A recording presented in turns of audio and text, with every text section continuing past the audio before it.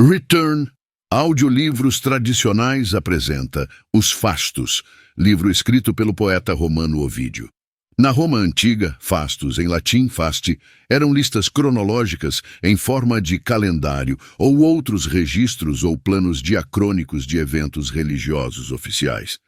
Para mais audiolivros inéditos, acesse nosso site e redes sociais. Os Fastos. Livro 1. A ordem do calendário ao longo do ano latino, suas causas, e os signos estelares que se põem sob a terra e ressurgem, destes eu cantarei.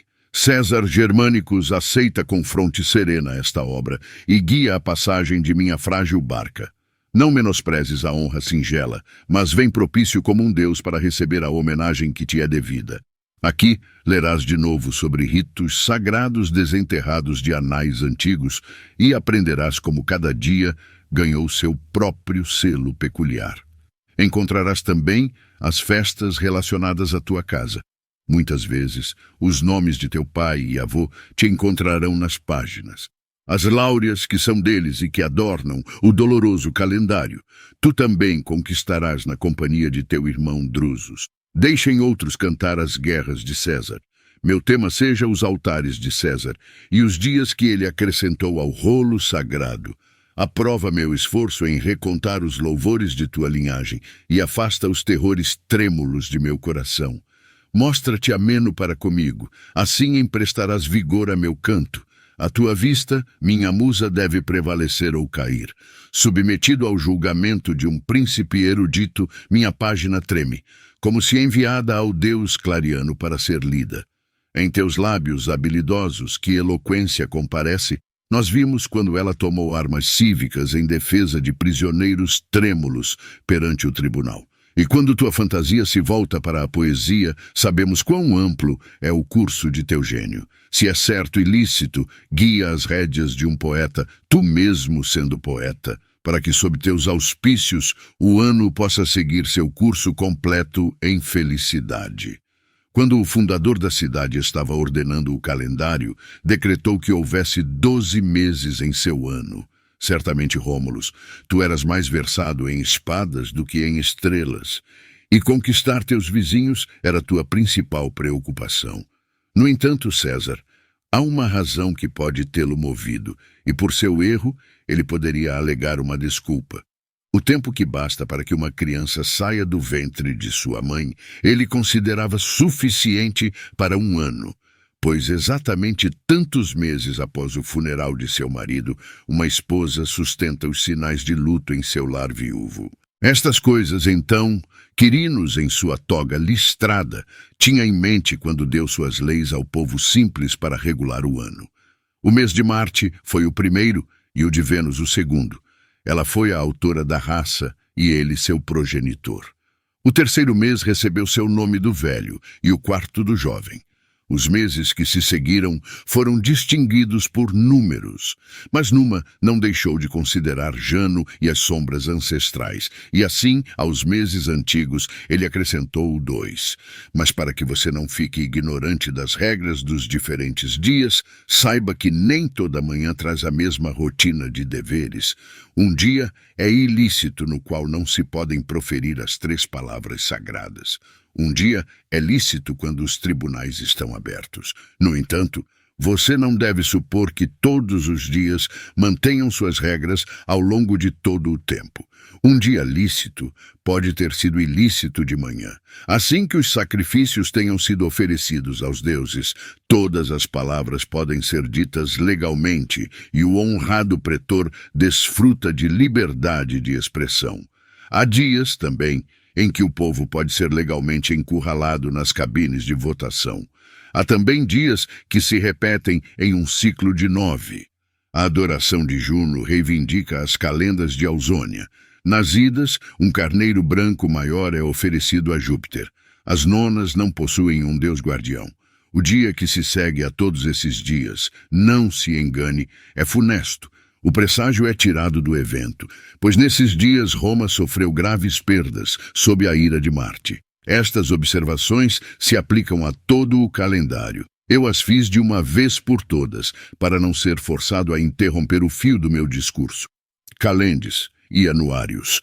Primeiro, Veja, no Chega, Germânicos, o arauto de um ano próspero para ti, e na minha canção ele tem precedência. Jano de duas faces, abridor do ano que desliza suavemente, tu, que sozinho entre os celestiais vês tuas costas, ó, venha propício aos chefes cujo trabalho assegura a paz, a fértil terra, paz ao mar. E venha propício aos teus senadores e ao povo de Quirino, e com o teu aceno, abre os templos alvos. Uma manhã feliz se inicia. Peço palavras justas, pensamentos justos. Agora, boas palavras devem ser proferidas em um bom dia. Que os ouvidos se libertem das disputas e expulsem as discussões insensatas imediatamente. Tu, língua rancorosa, suspende teu tagarelar. Percebeste como o céu brilha com fragrantes fogos e como o açafrão ciliciano estala nas lareiras acesas? A chama, com seu próprio esplendor, bate no teto dourado dos templos. Em trajes imaculados, a procissão segue em direção às torres do Capitólio. O povo veste a cor do dia festivo e agora novas varas de ofício lideram o caminho. Novo púrpura reluz e um novo peso é sentido na cadeira de marfim que é carregada à distância. Novilhas ainda não domadas ao jugo oferecem seus pescoços ao machado. Novilhas que pastaram no pasto das verdadeiras planícies faliscas. Quando, de sua cidadela, Júpiter olha para o mundo inteiro, só o Império Romano encontra seu olhar. Salve, dia feliz, e volte sempre mais feliz, dia digno de ser santificado por um povo que é senhor do mundo. Mas que divindade posso dizer que és tu, Jano de dupla forma? Pois a Grécia não tem divindade como tu. Desdobra, então, a razão pela qual de todos os celestiais só tu vês as costas e a frente. Enquanto assim eu refletia com as tabuinhas em minha mão, pensei que a casa ficava mais brilhante do que antes. Então, de repente, o sagrado Jano, em sua forma de duas cabeças, ofereceu seu duplo semblante aos meus olhos maravilhados. Um terror me dominou. Senti meu cabelo endurecer de medo e, com um arrepio repentino, meu peito congelou. Ele, segurando em sua mão direita seu cajado e em sua esquerda a chave, pronunciou estas palavras para mim a partir de sua boca frontal. Dispensa teu medo, aceita tua resposta, cantor laborioso dos dias, e presta atenção às minhas palavras. Os antigos me chamavam de caos, pois sou um ser antigo. Observe as longas eras das quais minha canção falará. Aquele ar límpido e os outros três corpos, fogo, água, terra, estavam todos juntos em um só, quando uma vez, através da discórdia de seus elementos, a massa se separou, dissolveu-se e partiu em direções diversas em busca de novas moradas. A chama buscou a altura. O ar encheu o espaço mais próximo, enquanto a terra e o mar afundaram nas profundezas do meio. Foi então que eu, até aquele momento apenas uma bola, uma massa amorfa, assumi o rosto e os membros de um deus. E mesmo agora, pequeno índice do meu antigo estado caótico, minha frente e meu verso são iguais. Agora ouça a outra razão para a forma que você pergunta, para que você a conheça e também meu ofício. Tudo o que você vê em qualquer lugar, céu, mar, nuvens, terra, todas as coisas são fechadas e abertas por minha mão. A guarda deste vasto universo está apenas em minhas mãos, e ninguém além de mim pode governar o polo giratório. Assim falou o Deus, e com um olhar, prometeu que, se eu desejasse perguntar-lhe mais, ele não recusaria responder. Tomei coragem, agradeci ao Deus com compostura e com os olhos baixos, falei em poucas palavras. Venha, diga, por que o novo ano começa na estação fria? Seria melhor se começasse na primavera. Então todas as coisas florescem, então o tempo renova sua idade. E novo, a partir do broto da videira fecunda, incha o botão. Em folhas recém-formadas a árvore se veste, e da superfície da terra brota a espiga de milho. Pássaros com seus cantos ventam o ar quente. Os gados frisam e se divertem nos prados. Então os sóis são doces. A andorinha estranha sai e constrói sua estrutura argilosa sob a viga do sótão. Então o campo se submete à lavoura e é renovado pelo arado. Essa é a estação que deveria ter sido chamada corretamente de Ano Novo. Assim questionei por fim. Ele respondeu pronta e sucintamente, lançando suas palavras em 2 versos assim: o solstício de inverno é o começo do novo sol e o fim do antigo. Febo e o ano partem do mesmo ponto. Depois eu me perguntei por que o primeiro dia não estava isento de processos judiciais. Ouça a causa, disse Jano. Eu designei o aniversário do ano para os negócios, para que, a partir do presságio, a ociosidade não infecte o todo. Por essa mesma razão, todo homem simplesmente começa sua ocupação e não faz mais do que confirmar seu trabalho usual. Em seguida, perguntei: por que, Jano? Enquanto eu propicio outras divindades, trago incenso e vinho primeiro a ti. Ele respondeu: é para que por meio de mim, que guardo as entradas, você tenha acesso a qualquer Deus que desejar. Mas por que palavras alegres são pronunciadas no teu dia, Jano? E por que trocamos boas-vindas e desejos de felicidade? Então, apoiado no bastão que segurava na mão direita, o Deus respondeu: presságios costumam acompanhar os começos, disse ele. A primeira palavra, vocês aguçam os ouvidos com ansiedade. A partir do primeiro pássaro que vem, os adivinhos tiram suas conclusões.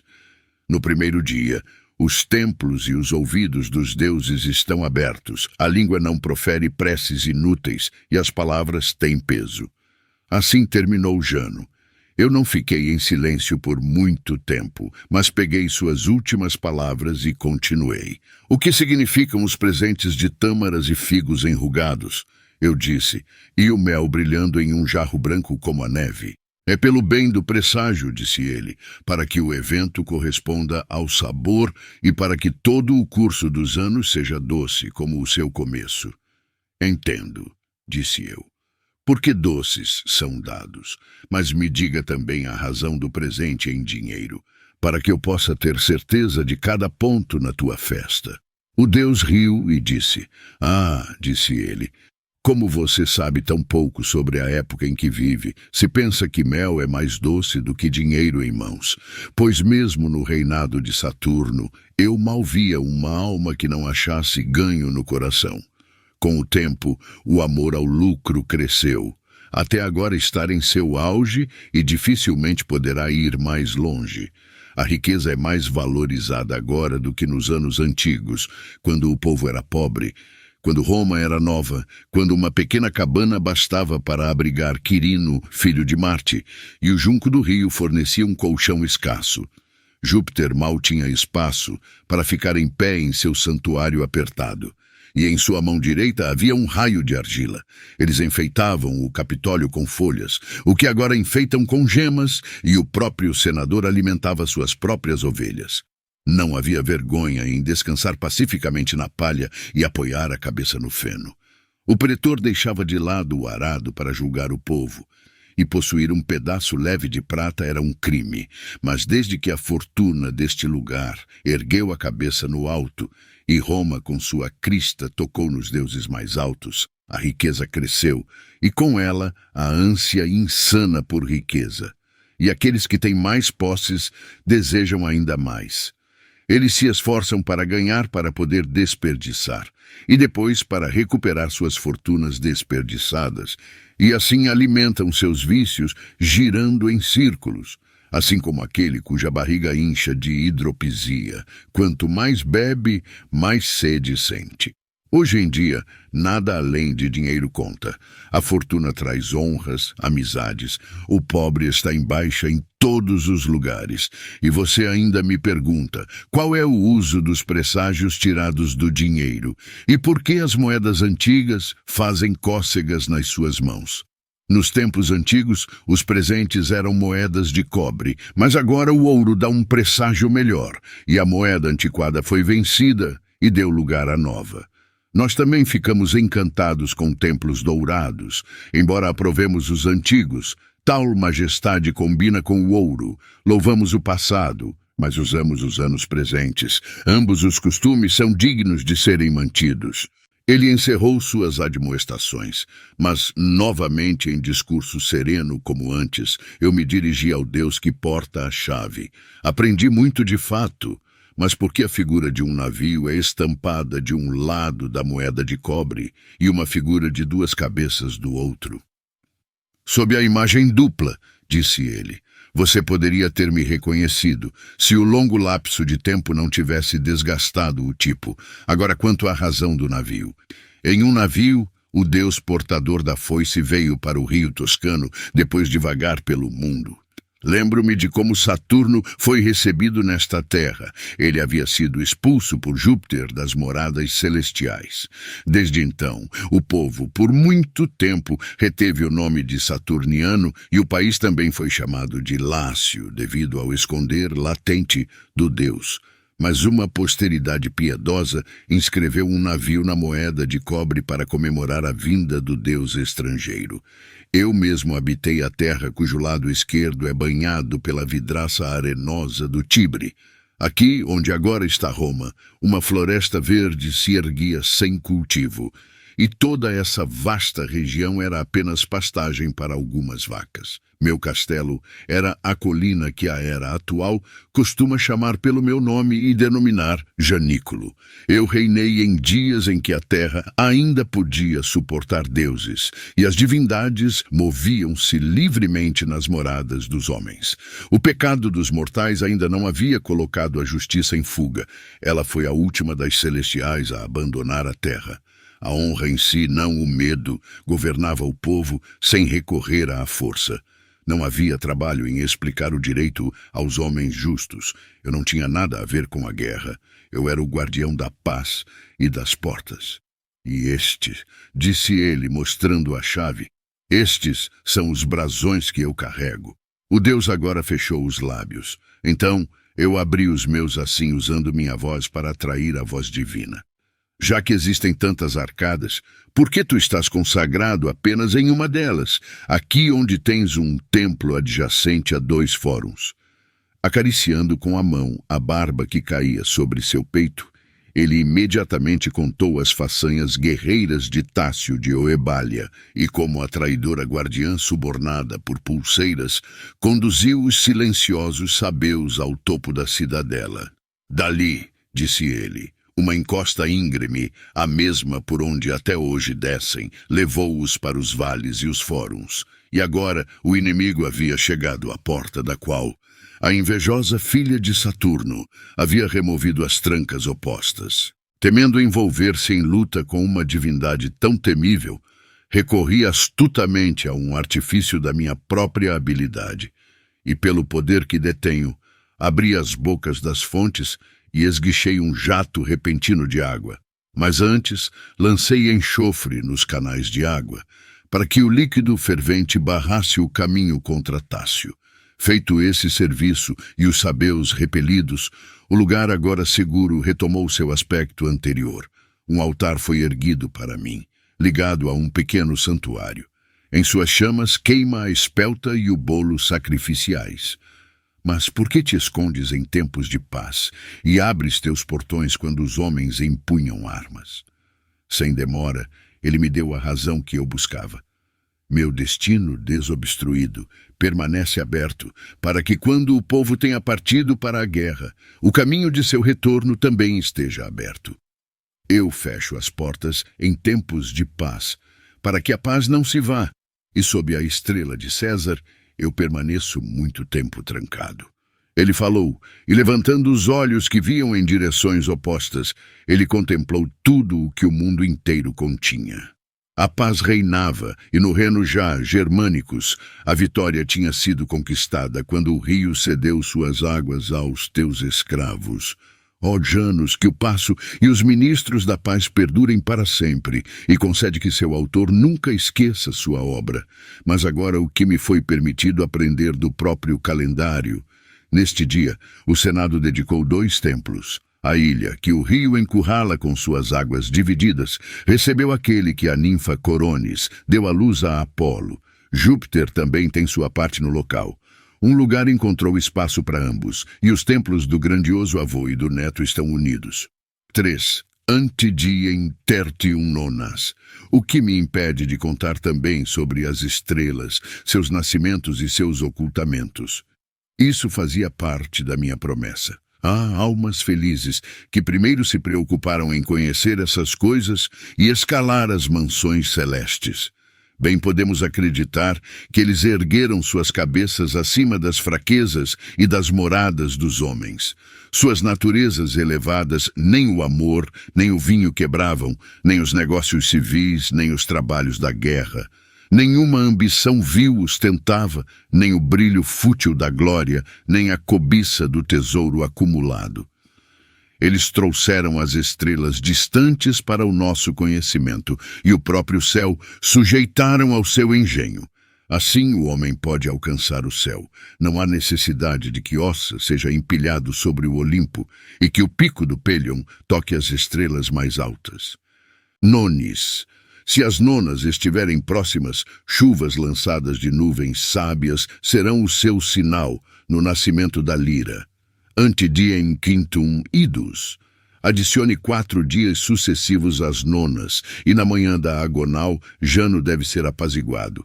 O dia pode tirar seu nome do assistente que, com traje conciso, derruba de um golpe a vítima dos deuses.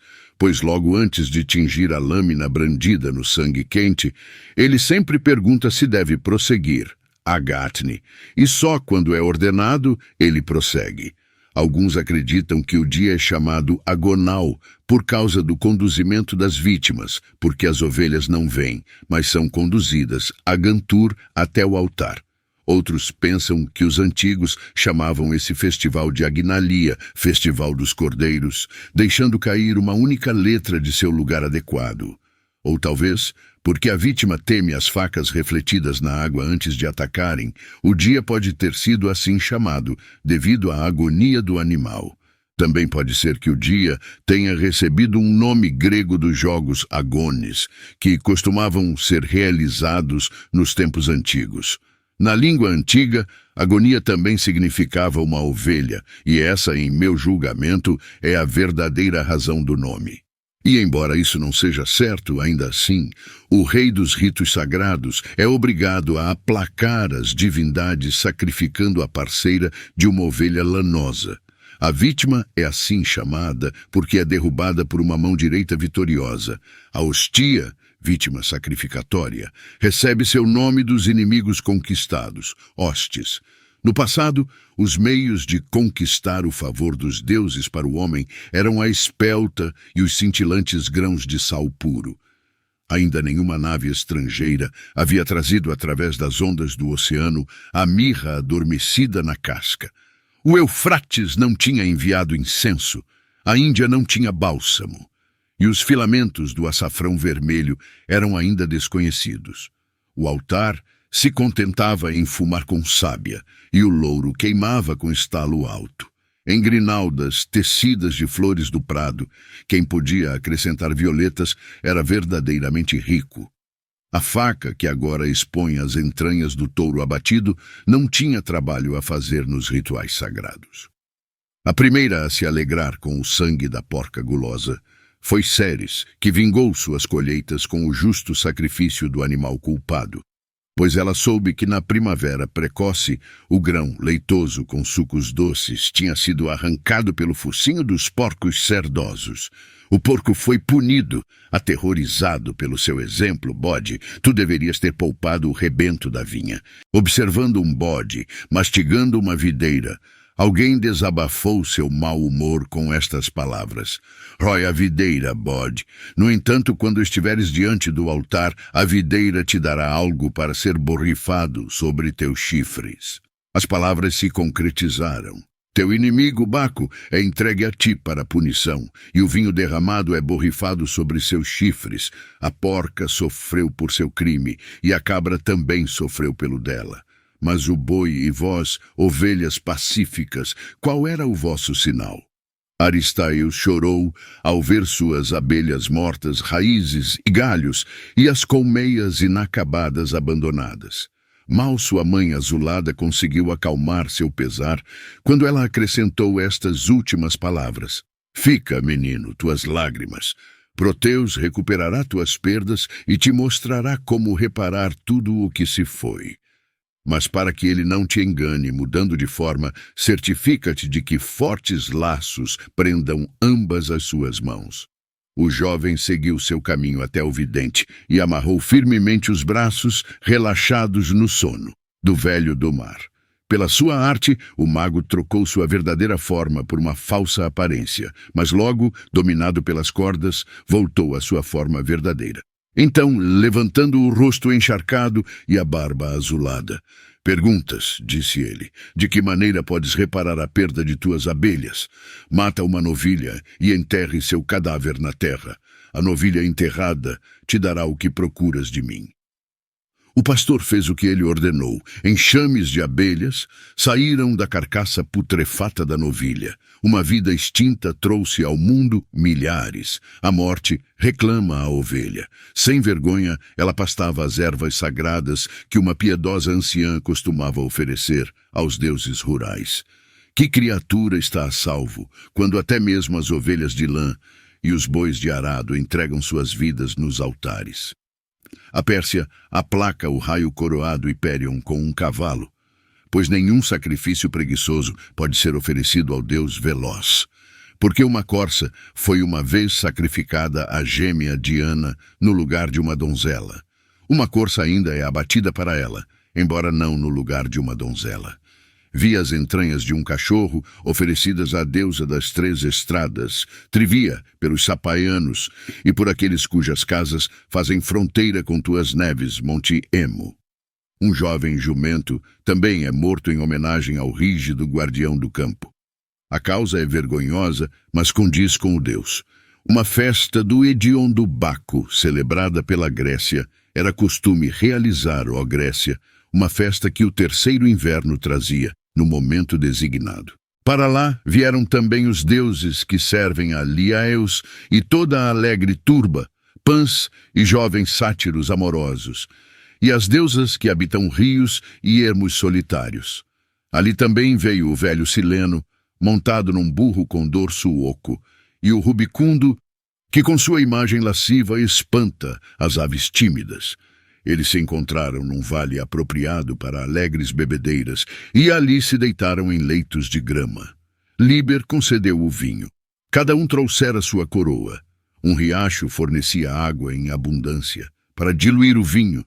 Náiades estavam lá, algumas com cabelos fluindo sem pentear, outras com tranças cuidadosamente amarradas. Uma servia os convivas com a túnica acima do joelho, outra, com seu vestido rasgado, revelava o seio, outra descobria o ombro, uma arrastava a saia pela grama, nenhum sapato atrapalhava seus delicados pés. Assim, alguns sátiros acendem fogos amorosos, e outras em ti, cujas frontes estão coroadas de pinho. Tu também, Sileno, queimas por ninfas, libidinoso insaciável, é apenas a luxúria que te impede de envelhecer. Mas o rubro Príapo, glória e guardião dos jardins, entregou seu coração a Lotes, escolhida entre todas. Por ela anseia, por ela reza, só suspira por ela. Dá-lhe sinais com a cabeça e a conquista com marcas. Mas as belas são desdenhosas, e o orgulho acompanha a beleza. Ela o escarneceu e lançou-lhe um olhar de desdém. Era noite, e o vinho embriaga, então aqui e ali eles jaziam vencidos pelo sono.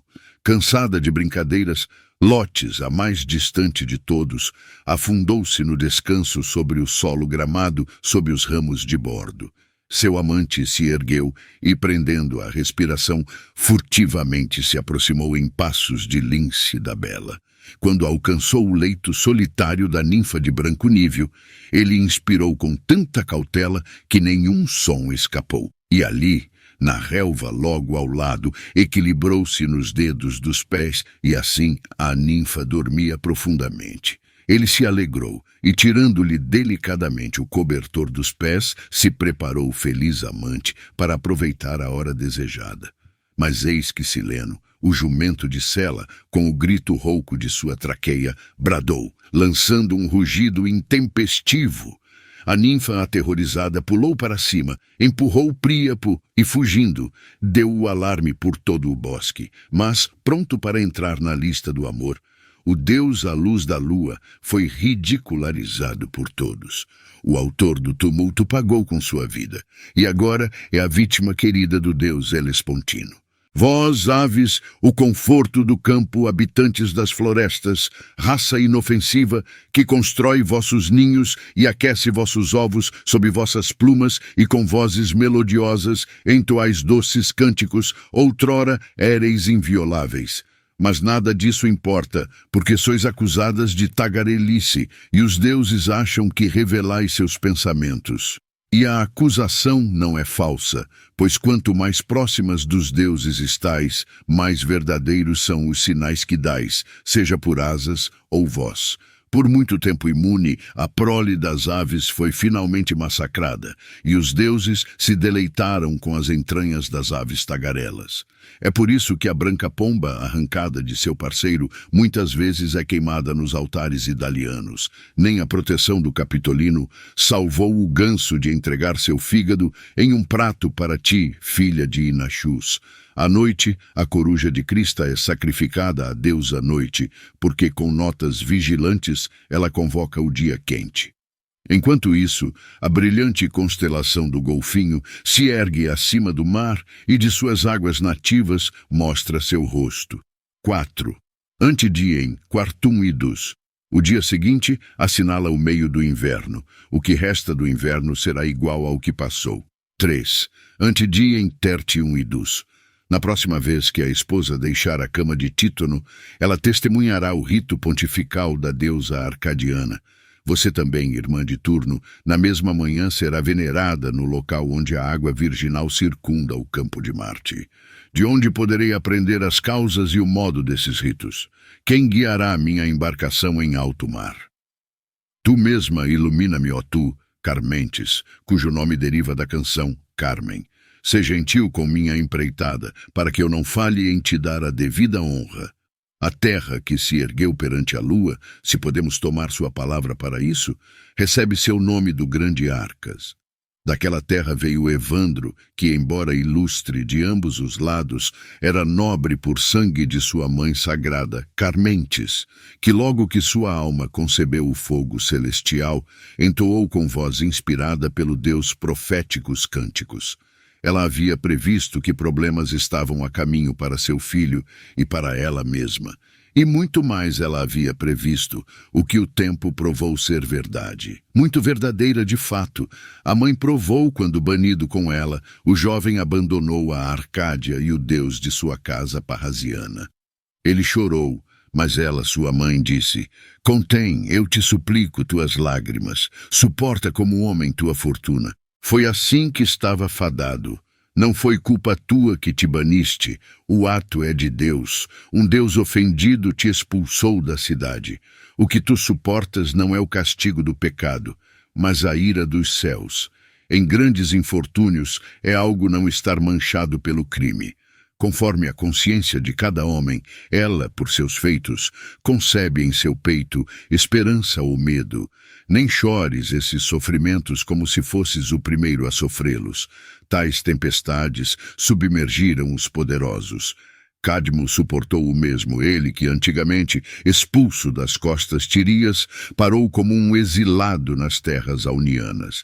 Tídio suportou o mesmo, e também Jazão de Pagasaia, e outros mais dos quais seria longo contar. Cada terra é para os corajosos sua pátria, assim como o mar o é para o peixe, e como o lugar vazio do mundo é para o pássaro.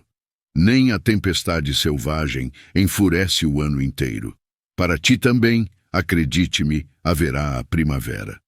Alentado pelas palavras de sua mãe, Evandro dividiu as ondas com sua embarcação e chegou à terra dos Hesperídeos, e agora, a pedido da sábia Carmentes, ele havia guiado seu barco para um rio e estava remando contra o fluxo do rio Tuscano.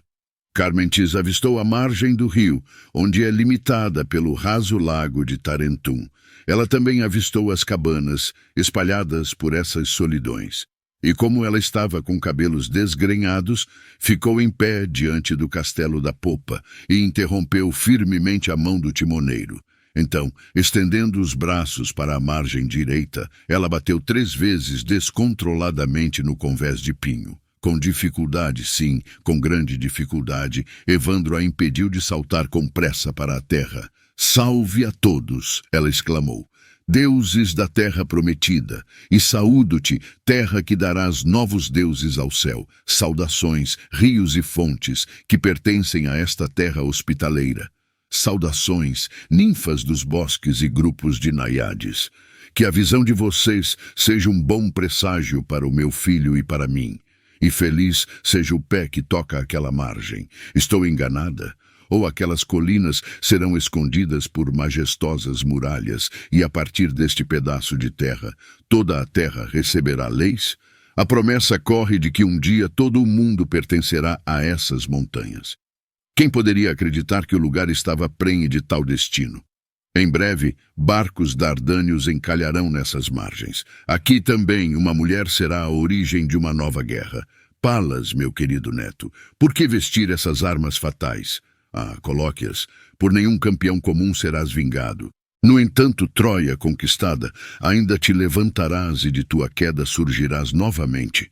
Tua própria ruína sobrecarrega as moradas de teus inimigos. Chamas vitoriosas consumam Pérgamo de Netuno. Isso impedirá que suas cinzas ultrapassem todo o mundo? Em breve, o piedoso Enéas trará para cá seu sagrado fardo, e fardo não menos sagrado seu próprio pai. Vesta, admita os deuses de Ílion, chegará o momento em que a mesma mão protegerá você e o mundo, e quando um deus realizará em sua própria pessoa os ritos sagrados. Na linhagem de Augusto, a tutela da pátria permanecerá. Está decretado que sua casa manterá as rédeas do império. Em seguida, o filho e o neto do Deus, apesar de sua própria recusa, apoiarão com mente celestial o peso que seu pai suportou. E assim como eu mesma um dia serei santificada em altares eternos, assim também Júlia Augusta será uma nova divindade. Quando com estas palavras ela trouxe sua história até os nossos dias, sua língua profética parou no meio de seu discurso. Desembarcando de seus navios, Evandro ficou exilado na relva latina, afortunado por ter essa terra como lugar de exílio. Mas pouco tempo passou até que novas habitações se ergueram, e de todas as montanhas ausonianas, nenhuma superou a arcadiana. Eis que o portador da clava conduz as vacas eritreias para cá. Um longo caminho ele percorreu pelo mundo. E enquanto ele é bem acolhido na casa de Tegea, as vacas desguardadas vagueiam pelos campos espaçosos. Quando o dia amanheceu, despertado de seu sono, o boiadeiro de Tirinto percebeu que 2 touros haviam desaparecido da história. Ele buscou, mas não encontrou rastros dos animais furtados silenciosamente. O feroz Caco havia arrastado os touros para trás de sua caverna. Caco, o terror e a vergonha da floresta do Aventino, uma maldição não pequena para vizinhos e estrangeiros. Terrível era seu aspecto, imenso seu porte, sua força à altura. O monstro era filho de Vulcano. Como moradia, tinha uma caverna vasta com longas recessões, escondida de tal forma que mal os próprios animais selvagens conseguiam descobri-la.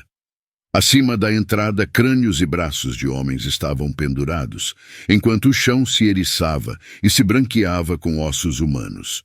O filho de Júpiter estava partindo com a perda de parte do rebanho, quando as vacas roubadas mugiram roucamente.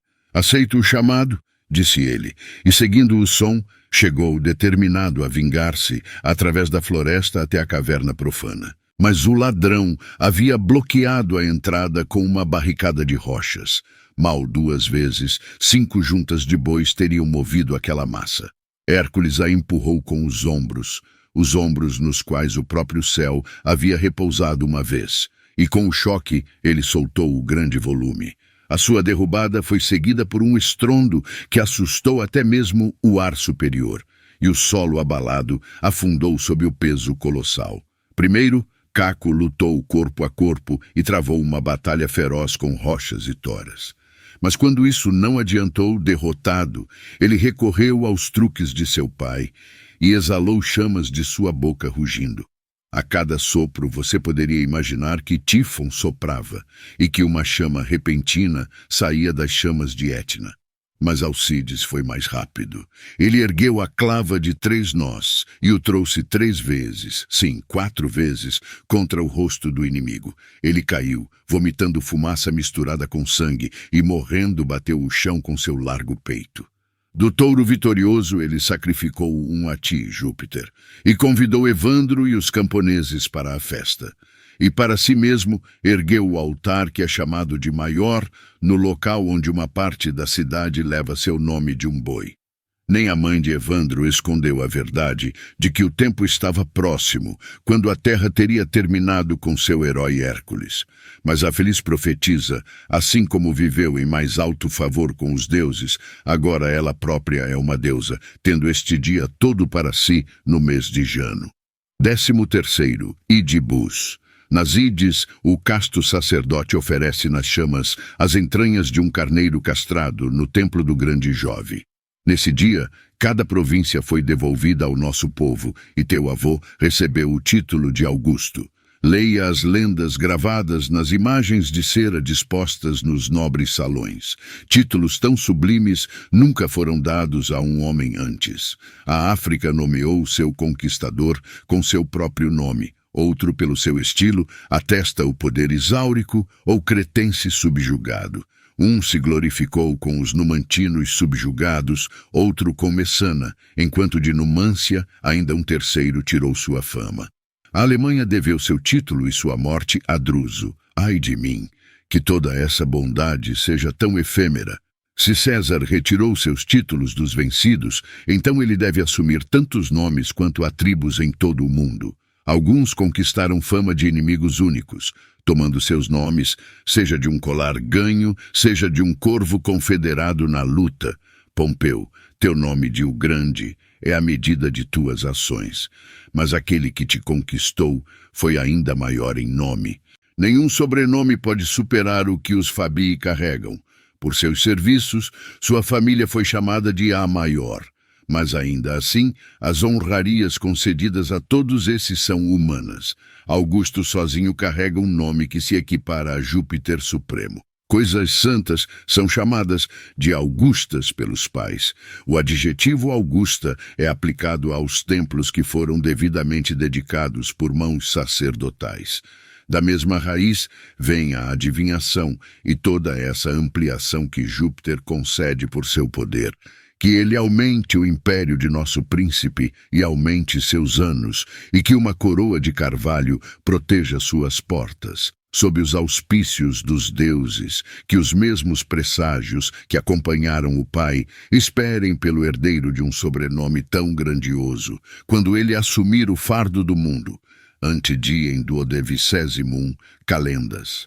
Quando o terceiro sol olhará de volta para as ides passadas, os ritos sagrados serão repetidos em honra da deusa parrasiana, pois outrora, matronas ausonianas eram conduzidas em carruagens, carpenta, que eu acredito também terem sido chamadas em referência à mãe de Evandro, Carmentes.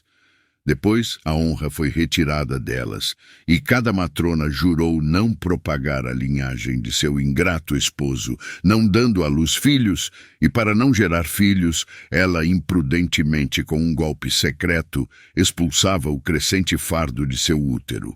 Dizem que o Senado repreendeu as esposas por sua crueldade audaciosa, mas restituiu o direito do qual elas tinham sido privadas, e ordenaram que agora 2 festas fossem realizadas em honra da mãe de Teageia para promover o nascimento de meninos e meninas.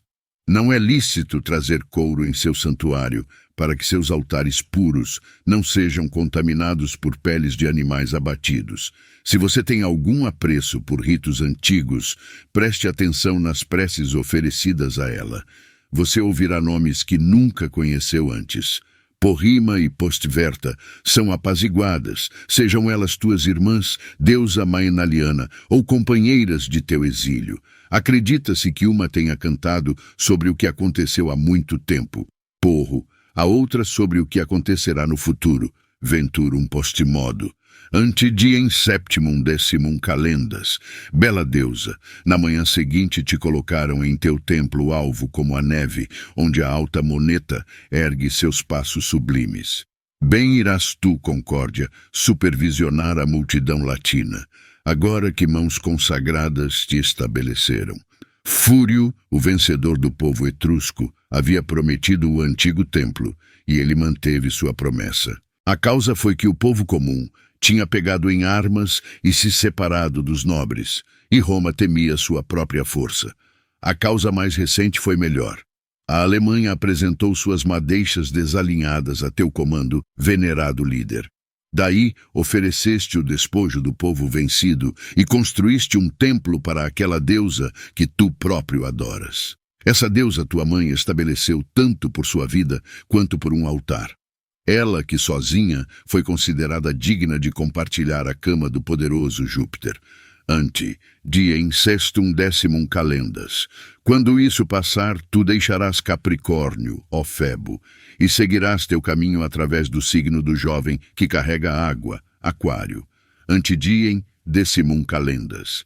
Quando o sétimo sol, contado a partir desse dia, se pôr no mar, a lira não brilhará mais em nenhum lugar do céu.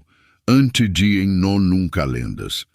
Após o ocaso dessa constelação, a lira, o fogo que cintila no meio do peito do leão se afundará abaixo do horizonte ao anoitecer. 3 ou 4 vezes consultei o registro do calendário, mas em nenhum lugar encontrei o dia da semeadura. Vendo-me perplexo, a musa observou. Esse dia é determinado pelos sacerdotes. Por que procurar festas móveis no calendário? E embora o dia da festa possa variar, a estação está fixa.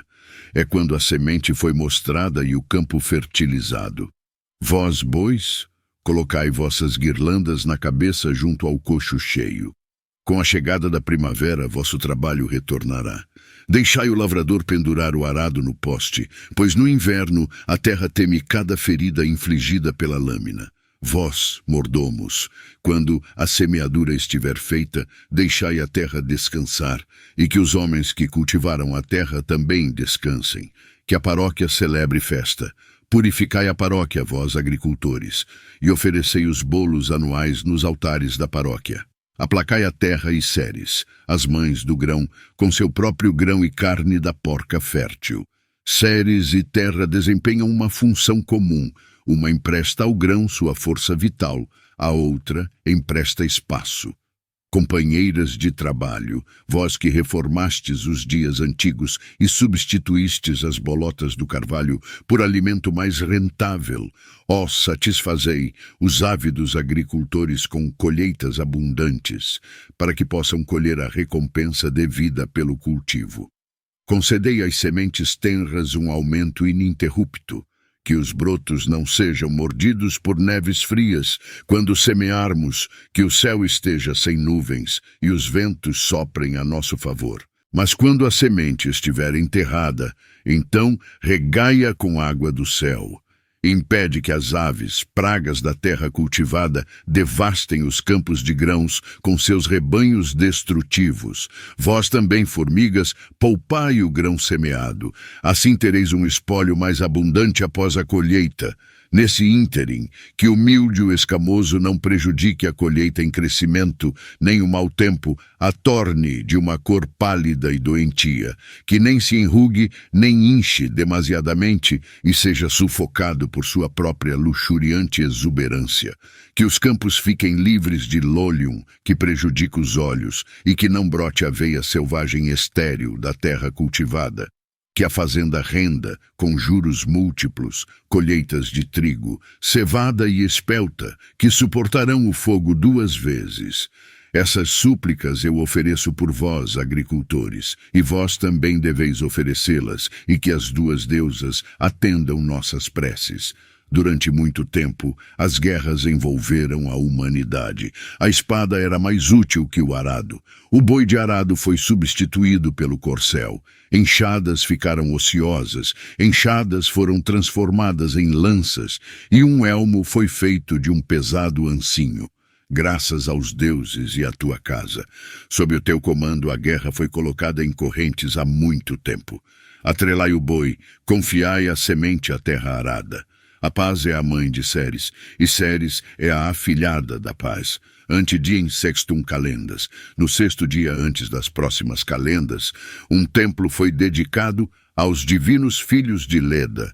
Irmãos da estirpe dos deuses, fundaram esse templo para os deuses irmãos junto às piscinas de Juturna. Ante diem tertium calendas. O curso do meu canto me levou ao altar da paz. O dia será o segundo a partir do final do mês.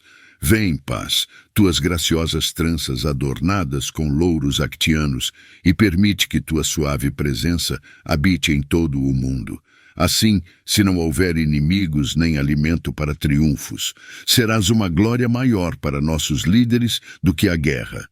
Que o soldado carregue armas apenas para conter o agressor armado e que a trombeta feroz soe apenas para a pompa solene.